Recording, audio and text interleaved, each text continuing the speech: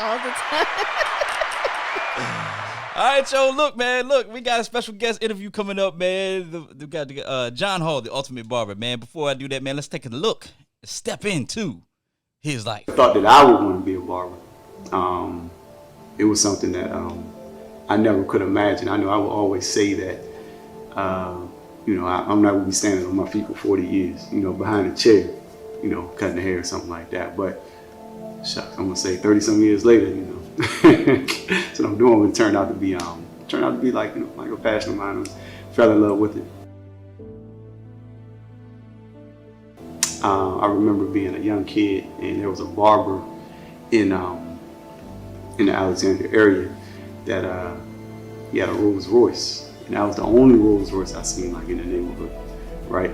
Anybody had, and I was like, man, I said, if a barber could do that, and I said, man, that's what I want to do. It's my baby right here. This is my baby though, right here. Out of all of them, this is my sweetheart right here. Yeah, it's the money maker right there, That's my money maker. In a minute, let's go see what I got. You know what I'm saying? We'll go take a look. All right, we can do that. We can show you a little something.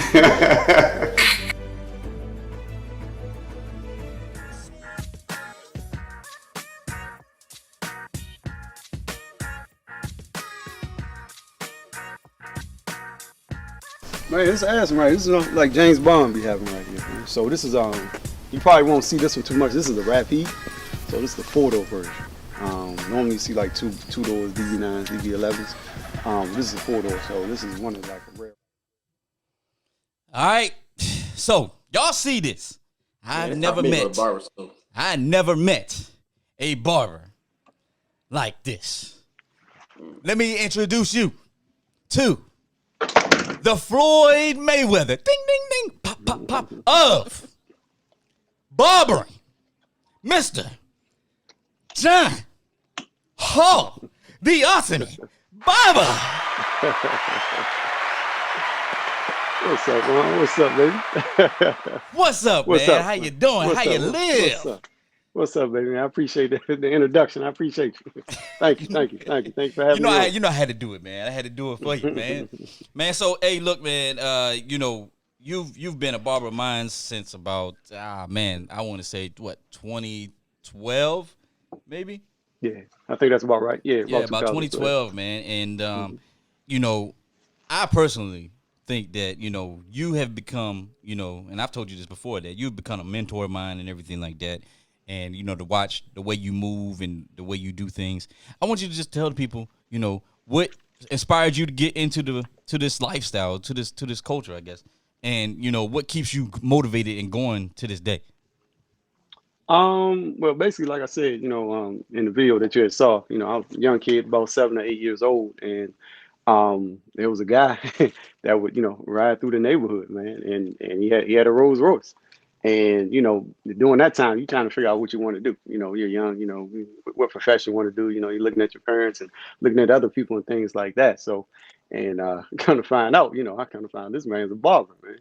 And it's the only, like I said, the only Rolls Royce I've seen in my neighborhood. As a matter of fact, it's the only Rolls Royce I ever seen in my life during that time with my own two eyes during my lifetime then at that point. So I was like, man, I want to be a barber, So, took a real infatuation with the barbering industry.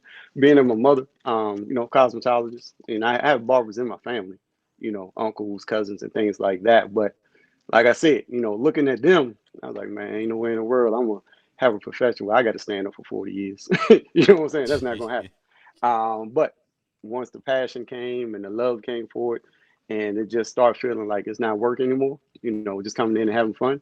And that's where this things just came about that, hey, this is what I was put here to do. You know what I'm saying? I wake up every morning. I thank God that, it keeps me healthy, keeps my strength. I'm able to have my two hands and my feet to stand and things like that. And I just say, I don't take those things for granted at all. It could be a time that I could, be leaving the barbershop, driving home, getting in an accident, and that is over. So, so I definitely every day, every morning and every evening before I lay down, I say thank you. I appreciate it, thank you. But just the love that I just have, just for the barbering and the way clients just feel, you know what I'm saying? Going through a patch in like what was that, 2007, 2008, when we really had the, that depression that came about when people were losing their homes and things like that. Mm-hmm. They were coming to the barbershop. They were still coming to the barbershop, and really that was their like getaway and happy place. I mean, I had people in my chair saying, they're going through, short sales right now. My house went with foreclosure, things like that. Lost my job and things like that. But they'll sit down in that chair and they say, at least I can feel good about myself for, a week, however long the haircut's going to last. So just during that time, just getting a haircut. They said this just takes me away from all the chaos and everything else that's going on in the world. And that right there really made me appreciate more, what I do. So that's when you just seen me, start going hard. Just start going hard. Nice. Hey, what's going on, John? Man, this Trent, man. What's going on, Trent? Chilling, man. Number one, I'm struggling. That's why I got my hat on, so I might have to come out there to see you.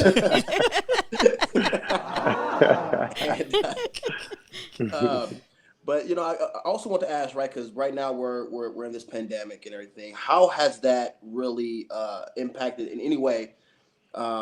Your being a barber and things like that, and what you might have seen from other barbers, stuff like that, might be a little different from your experience or whatever during this pandemic.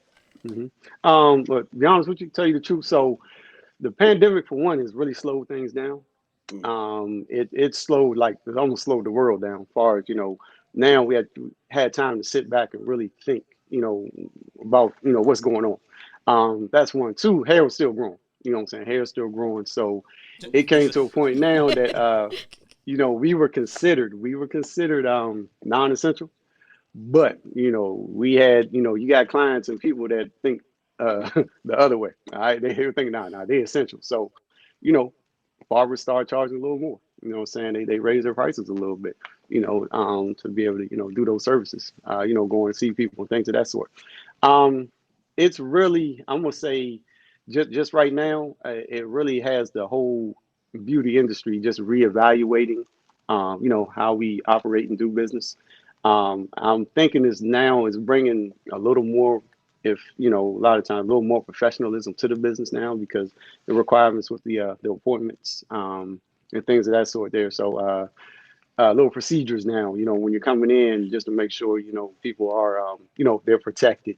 A little more cleanliness to your barbershops and things like that. So it's really, like I said, so it can be like a blessing in disguise for a lot of people. You know what I'm saying? A lot of businesses too. So within the barbering industry, for sure. People just want to feel safe, and they just want to make sure they're going to a safe environment if they're going to go get the haircut. That particular shop is taking all the precautions that's needed to keep them safe because these numbers are getting crazy, man. I mean, they are not going down, as you probably already know. You guys see these Yeah. things increasing by the day, as far as um, um, infection rate and also death rate too. So I just, yeah, just looking and seeing is we just got to stay safe and protect ourselves within in our barbershop because we got to make a living for ourselves. So definitely, indeed. Hey, one more question. Can I drive one of them cars? Hey, holler at me. Hey, I got you, baby. I got you. Come holler at me. Hold on, John. What's up, baby? I ain't even got to drive again. I'm your customer. Hey, you good, man. Man, I'm you got just the big saying. truck, man. Yeah. Hey, man, you got the big truck you be Can I flossing, man. ride You coming shotgun? by I want to blowing the ride horn shotgun. we got you, Chris. We got you. Thanks. Oh yeah. So John, sorry, you messed me up. You was thinking about that shotgun. Yeah, I was thinking about riding in the car, and then you gonna put the camera on me. Anyways, John, The camera's on you. What you gonna do? Hey. they always messing me up over here. I respect your hustle. I definitely love when somebody has a passion for what they do and they make something successful out of it. Um, Being all the success that you've got so far, where do you see your business going in the next 5 years after all this pandemic and stuff is hopefully over? Do you Yeah. see So yourself right growing? now, yeah. So right now, I don't know if Ron told you. So we're actually franchising now. So we actually were able to start awarding franchises February 24th of 2020, and then all of a sudden March 20th we we were ordered to shut down. You know what I'm saying? So put that on pause for a minute. Okay. We picked back up July 1st. We picked back up and started going full steam ahead with that. Just right now, like you're saying, with the pandemic, a lot of people just trying to see right now which way, which way things are going to go. The Yeah. real estate market is looking pretty good right now, so it looks like we're going to, definitely start making, you'll start seeing some more ultimate barbers in and around the area, and definitely throughout. We're good in 36 states right now as far as our franchising. So just the Nice. growth with that there, yeah, just putting our brand out there and really putting a staple. Man, definitely in the states for sure. I want to take over the United States as far as with the brand and being out there and being a black owned franchise, in a barber there that we're able to do that. So pushing hard with that. You'll probably see later on, next I think it's next week or week after, we got an article. I got interviewed by Entrepreneur Magazine. Mm. So we want to have we'll have an article with that coming out. And I'll shoot that over to Ron. Once that comes out, we can take a peek at that there. And they were talking about far as with with COVID and things like that, and how are things holding up and stuff. So, and I got some digital products too that I'm launching here. So just trying to trying to really step it up and put that name out there. Wow. Sounds like you got a lot going on. Wish you definitely wish you much success. I was about to say, get it out. All right, John, man, look, hey, there's one thing you didn't mention that I want to tell the people about. You have your own line. So let's take a look real quick into a little discussion about your own line.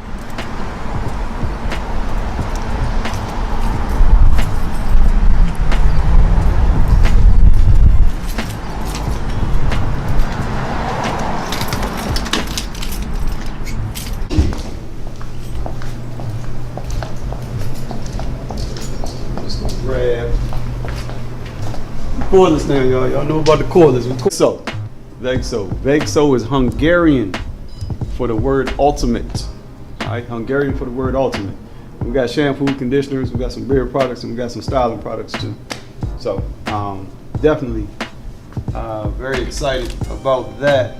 So yeah, very excited about that there. So this line, y'all gonna be hearing about that real soon. We about to start really pumping this. I'm gonna get it out there and really start going mainstream with it too. So in my franchises, we're gonna have it exclusively in there, but I'm definitely thinking about getting some of the retail, getting some retail stores with it too.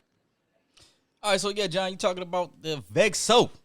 I want you to Mm-hmm. tell the people about it because we got some people that watch our show that have their own hair products. Be Loved Hair is owned by Carice Perry. She watches the show often, and she's been looking to get into the market.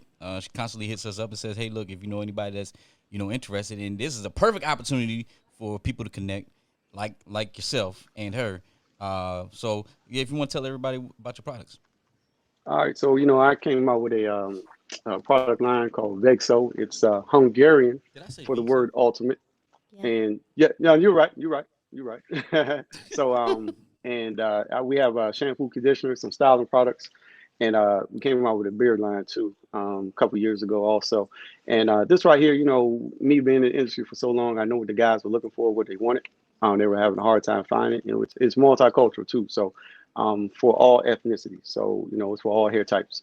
People that use and it's natural too. So you got a lot of products out here now that people are going more natural now, just because the parabens and sulfates and things like there, can be cancerous causing. To be honest with you, so people are trying to get away from that. So got a natural line for the guys, for the men, and with that, like I said, you're going to probably within the next 3-4 weeks, y'all gonna start seeing it popping up. Y'all be like, man, I can't get away from this. But yeah, we're gonna start pushing real hard with that and trying to get it out here so we can compete with some of the big guys. We'll see where it goes. Like Jeff Bezos said, everything big started small. One started small, so I'm starting out small right now, y'all. But hey, the sky's the limit. I'm pushing. That's the truth. Nice. Man, that's what's John, up. man, we appreciate the kind interview. Can you tell everybody how they can reach you and how they can contact you? Hey, man, on the internet, you look John Ultimate Barber. Hey, it's all over there. But hey, I'm on Facebook. All right, and you can look at we got our page, our business page, the Ultimate Barber. We're on Instagram too, the _ultimate_barber. Then I got my personal page. You got right there. the underscore barber underscore mogul. So I'm all over social media, y'all. On YouTube as well. Yeah, Ron, I got the YouTube too. So John Hall, the Ultimate Barber, got some videos. Been dropping videos like every week, man. Just in the life of John Hall, the Ultimate Barber. Just trying to give back and motivate some barbers that's coming up here. So that's what it's all about. Well, my brother, we appreciate you, man. We hate to see you go, Mr. T.C. Williams, finest. Old Dominion, finest. I think you went to Old Dominion too, right? I went to Old Dominion. I'm an Yeah, alumni. ODU finance, man. What year you come out, Chris? What year you come out? I'm old, so I came out like 2003. You're not older than me. I'm about to say, my God. you talking I'm about 96, so she talking about she old. Oh. Hey, man, John, good. man, we appreciate you, man. I'll see you on Monday, player. Hey, I appreciate you, fam. Hey, thank you. Thanks for having me, man. All right, man. Hey, That's John. See y'all soon. That's Thank Mr. you. Mr. John Hall right there coming in for an interview, man. We appreciate him, man. If y'all want to, if you need to get tightened up, male and female, just go check him out, man. Like you said. Hey.